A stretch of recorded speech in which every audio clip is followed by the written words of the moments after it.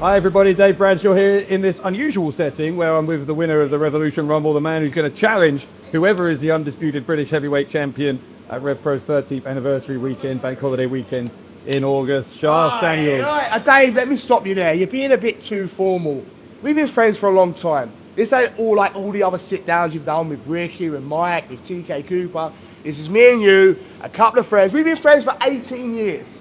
A long, long time we've been friends. So we're having a couple of beers. Thanks for this, by the way. You don't normally pay for the beers. I've won a big match, got a bit of bunts. Nice. So we're going to just shoot the shit and just be casual as anything. Really? I didn't get the casual dress code memo, but never mind. Mate, I'm at that age now where I dress casual all the time. I ain't wearing a suit. It's actually a real opportune time to talk to you because we've known each other for so long, and potentially, I'm sure you don't want it to be, but it could be that we're into the real twilight of your career because you, by your own decision, have made that stipulation that if you don't win the undisputed British heavyweight title at the anniversary weekend, then it will be your last match. We're gonna talk about that. Yeah, of course. I want to start from the beginning.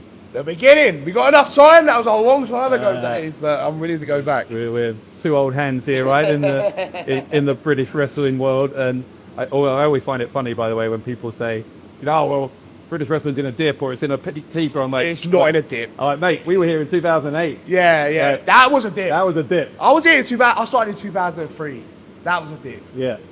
2003, 4, 5. Oh my God, there was nothing here. It was like a barren wasteland. So when people say now, oh, we're in a bit of a lull. No, you're not. Things are good. People still come to shows. Production's good. The cameras are good. The talent is good. We're doing okay. Yeah. We're doing okay. And look, when I first knew you, which was in 2008, so that's what, 17, 18 years ago now, you were part of a tag team at the time, the Cartel. That's it, mate. With Terry Frazier. We were in a company that then IBW UK. Andy Quilden was one of the promoters for that at the time as well. And you won't mind me saying this, I'm sure, because we've talked about it before. But everyone was talking about your partner at the time, Terry Frazier, as if he was the Shawn Michaels of the team. Yeah. And you were the Marty Jannetty. That's right, man, yeah. And so, something of a surprise to some when you went on to become a British heavyweight champion and all the other accolades you've had. When you reflect on those early days, what do you think? I mean, man, I knew it. Everyone was talking back then. It was always Terry. Like, he's the main guy. And he was super talented. Yeah. It just meant I had to work harder, right? I had to work harder for everything I had. And when I won the British Heavyweight Championship, I was getting a lot of stick. Like, feel like maybe he's not the right guy or he shouldn't be in that position. But I worked hard for it every single day. Every single show I worked on, I worked my arse off to prove a point. And I feel like that's carried over for 23 years, even to this day right now. Like, I'm in that RevPro ring and I feel like I'm fighting for a spot. It's nothing that surprised me. I'm always in that position of trying to prove myself. And it was the same back then. I had to prove myself. I had to prove myself to be a heavyweight champion. I had to prove myself to be worthy to be on the show. Because no one would ever talk about me. No one would ever make a big deal out of me. And I still feel that to this day. So, but it's something I'm used to, Dave. I remember. You know that. I'm used to it. Of course. And I love it. And I always think back to those days where it's like you were one of that group of that generation of talent that came through in your early 20, whatever it was at the time, and feeling invincible, like you got the world at your feet. You changed a lot though, quite soon after I met you, Rob, I should say, because you became a dad. Right, I was pretty quick, yeah. And that, 2009, I guess, when that was? It was. So I'd known you about a year when that happened, and that instantly, obviously, as it would for anyone, changed your life. I was 23 when I had my oldest daughter, Jennifer, and I'm still pretty much in the early stages of my wrestling journey, right? I've just started to take off, just started to get on big shows, and now got responsibilities. I'm a father. What do? Do I give up on my dream and focus on my child? And in some aspects I did. There were some because I couldn't do. You know, I'm a new father. My daughter was the priority. But still, I knew there was a spot for me in wrestling. If I could balance the two things. To be honest, I was balancing three things. Running a family business, because I'm a butcher. East End butcher, right? I know it's all fun and games, but I run a family butcher's, a new father, and I'm trying to chase my dream of being a professional wrestler. I just had to balance it all and work hard at it. And I feel like if you work hard at anything, you can succeed, and I feel like I've done that. I think it's one of the things, by the way, that people find so likeable about you, so authentic, is the East End Butcher thing. It's not a gimmick. It is literally, Mate, it's not. No, literally who you are. So I remember like, oh, you need You need a gimmick, you need a name.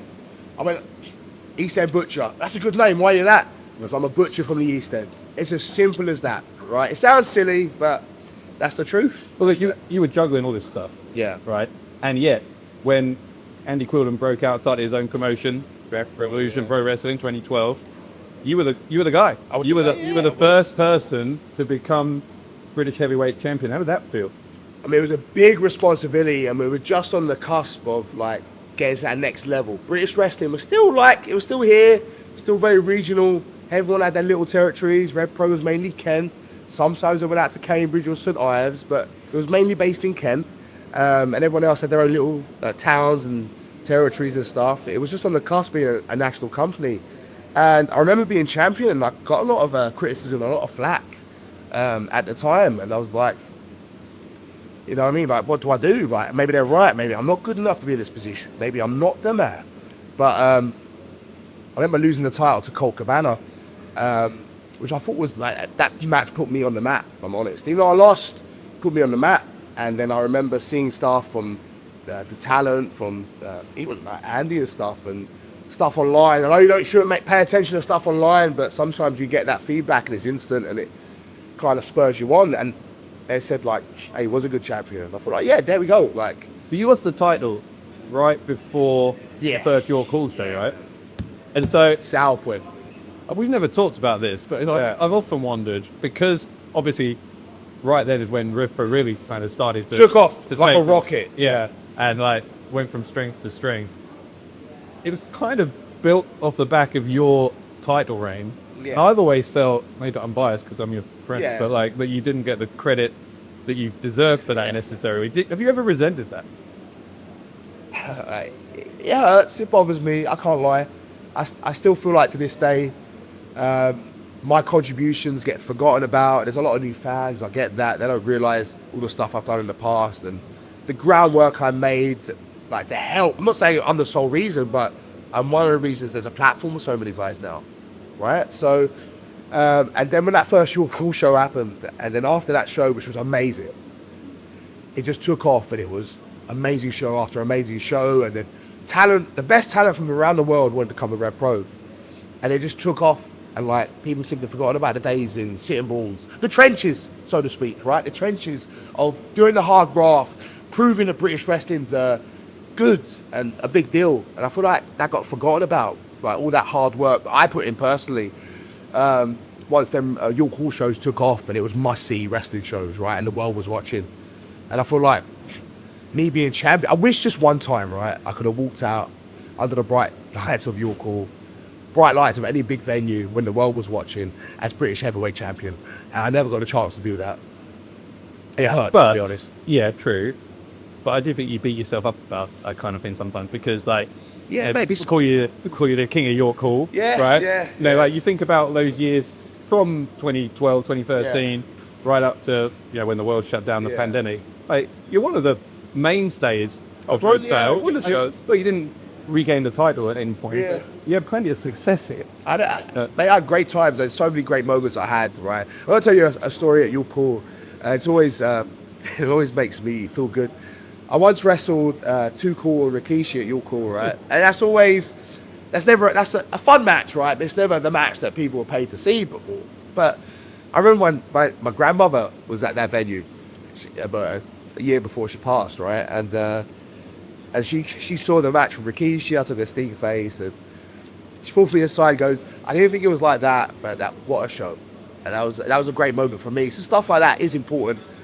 Being York Hall is such a local venue for me.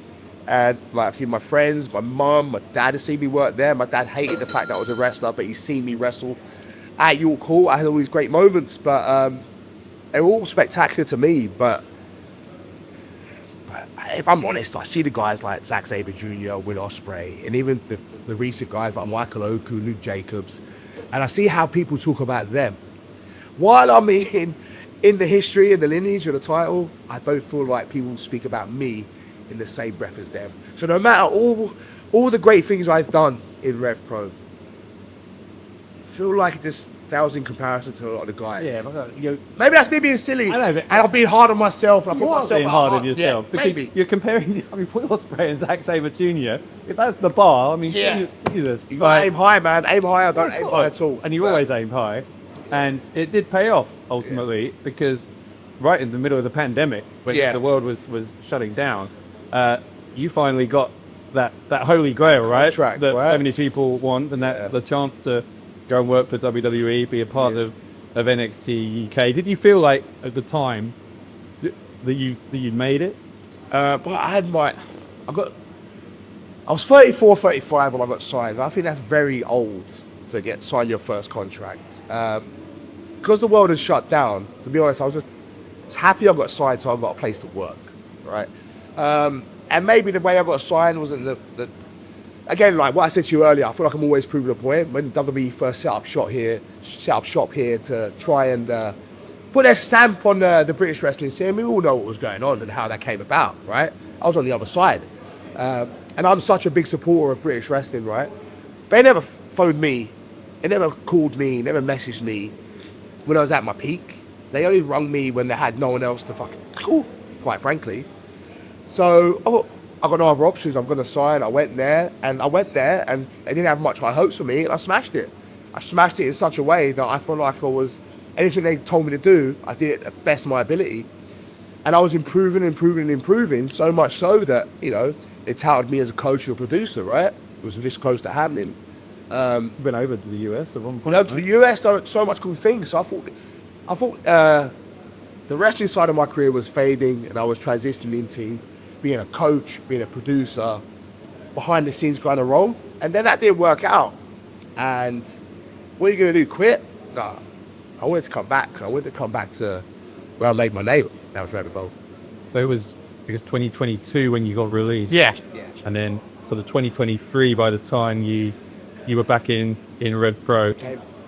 And obviously by then the world had reopened and all that Yeah. kind of stuff. But how did that feel? Because like to come back to your old stomping ground after being away in that crazy WWE experience, was it motivating? Was it frustrating? What was it?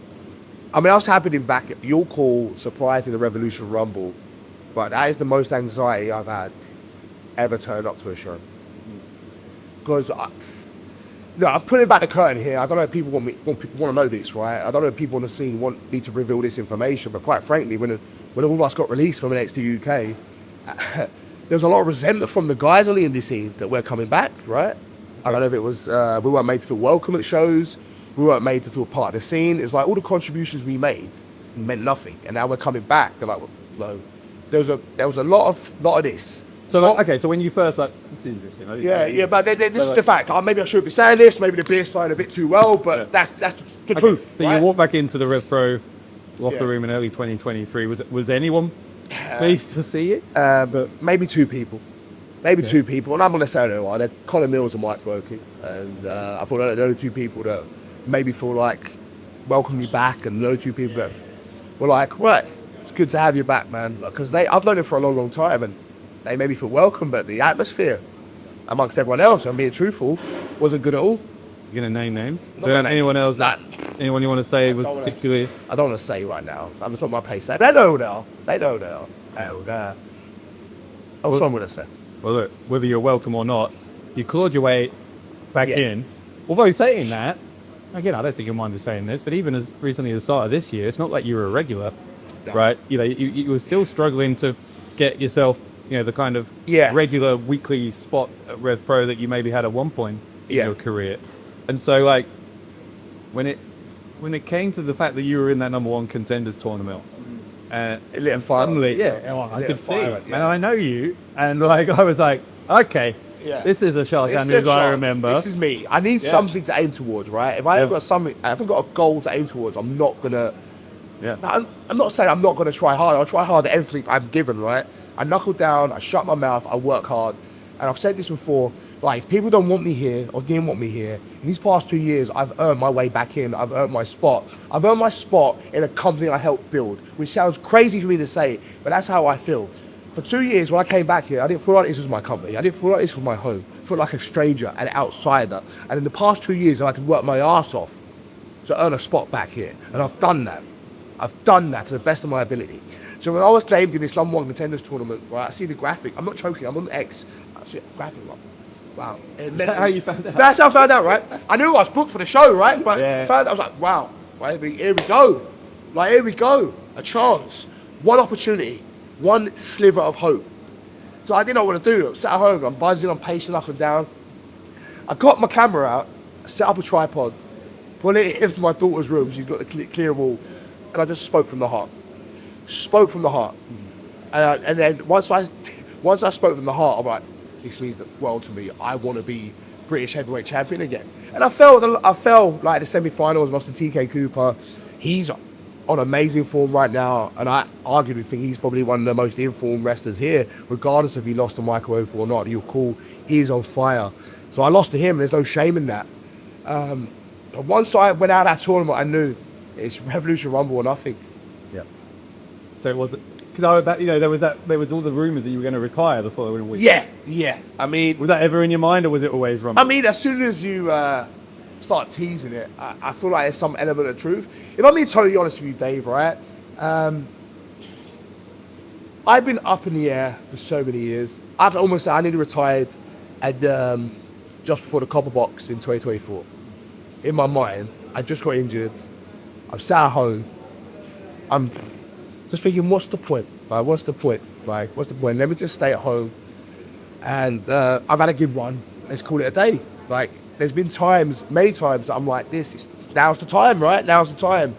But then a spark happens in me, and something happens like, no, I'm not done. Yeah. There's life in this old dog just yet. Yeah. So, to be honest, mate, I could have called it a day any time this year. But that number one contenders tournament is what lit a fire under it. And that's why I knew I want this. So that's when we get to, like, when I brought my boots to the ring at the 229 and my teasing. I mean, like, it may have looked like that. Like, but I had every intention of entering into the Revolution Rumble and being like, I don't wear these boots. But I kind of knew, if I'm not successful here, this might be it. I kind of knew that. Maybe I weren't going to retire at the 229, but I knew if I wasn't successful at the Rumble, it might have been time. Was the Rumble the best night of your career? Yeah, it was. Yeah. And mate, it sounds crazy, right? Because I've done some cool stuff. I've been lucky to be part of some great shows over here. You know, all your calls, like the first Copper Box. I did the Hydra up in Scotland. I worked for WWE, I've worked for Ring of Honor, I've done so much cool stuff, British Bull Camp, all these things that meant the world to me. You see, within that Revolution Rumble, until it happened, and when Francesca said, the winner of the Revolution Rumble 2025, Sha Samuels, I'm in there, you can see me on camera, I'm close to tears. Wow. Like, if I'm honest with you, mate, I've always been a part of the British scene, but I feel like I've never had that moment where the spotlight's truly on me. I've always been part of it, but never it. Does that make sense? You know what I'm saying? Like, I've never had that night where it's like, right, it's all about me. Then we were in, and then afterwards, my phone's blowing up, getting messages, congratulations, and all this cool content from people on Instagram and Twitter, all this kind of stuff. And I was like, wow, this is it. This is what the job's about. This is what moments are about. And I felt proud of myself, and it was the greatest night of my career. But awkward, but let's address the elephant in the room. Yeah, let's do it, Dave. Nothing's awkward with me and you, mate. I know, it's fine. I wouldn't say this to I've put myself in some situations recently that I maybe... I know, I've seen, mate. With you, it's fine. But look, when we're recording this, it's before Summer Sizzler, so we don't know whether it's Michael Oku or whether it's Ricky Knight Jr., who you're going to be facing at the anniversary weekend. Yeah. But in either case, most fans, I think, would say you're an outside bet. What did I say to you earlier? You know, I said I would love. Yeah, I know you do, but what did you say earlier? I mean, people have been doubting me my whole career. Right. Like, doubted me when I was in a tag team with Terry Fraser. Everyone was on his side. Everyone was pumping him up, right? I got signed with WWE. I got signed at 35. Not much hope. I made the best of that. So much so they wanted me to be a coach. Number one contender for the Rev Pro title, 40 years old. The amount of talent that's on this roster, and it's me in the main event at the 30th anniversary show. Don't tell me the odds. because I'm going to do my best to prove, I know you're not sure you're saying it, prove you wrong, prove all the people at home wrong, prove all the wrestlers in the back wrong. I'm going in there with the intention to win and shock the world. You're going in with the intention to win. Yeah. But yet, it does fascinate me Yes. that you've added that extra pressure, right? You're the one who is, no one's forced you to do this, where you said, if you don't win, that's it, and you're going to retire. Why haven't you done it? Maybe I need an extra kick up the arse, or maybe just, if I can't win at Crystal Palace and the spotlight's on me, like that weekend, the wrestling world's eyes is on London. Everyone's going to be in London watching the wrestling. If I can't get the job done, but there's no better way for me to go out. What can I do? Like carry on for 2-3 years, then fade off, then no one cares? Or I can fade off and have my last match at a sold-out Crystal Palace Indoor Arena for the #1 championship in all of independent wrestling. In my home, Rev Pro, the top company in Europe, wrestling world watching. There's no bigger stage than that. Or I can wait a couple of years and just fade off when it means nothing. And then no one cares. So I feel like either I walk out British heavyweight champion again and my career takes off, or I say goodbye on the biggest stage. To me, this might sound stupid, it's win-win. All right, well, for the record, you asked the question, so I'll tell you, I'm one of the people who does believe, because I've known you a long time. But regardless of what happens, and there are plenty of people who believe, by the way, but I want to say, like, you're one of my best mates, and I appreciate everything you've done. For wrestling thing, I'm not just speaking for me, I'm speaking for thousands of fans all around the world who are fans of Billy Fessler and fans of your work. And I just want to say, for all of us, we wish you the absolute best at the Revolution Pro Wrestling Anniversary Weekend. Let's go. Hey? Cheers, man. Cheers. Thank you very much. And no one's attacking anyone here, right? Nice, calm, sit down. This has been a nice day. A stand up. We're going to sit down. It's a stand up. Nice day at the office. Take care.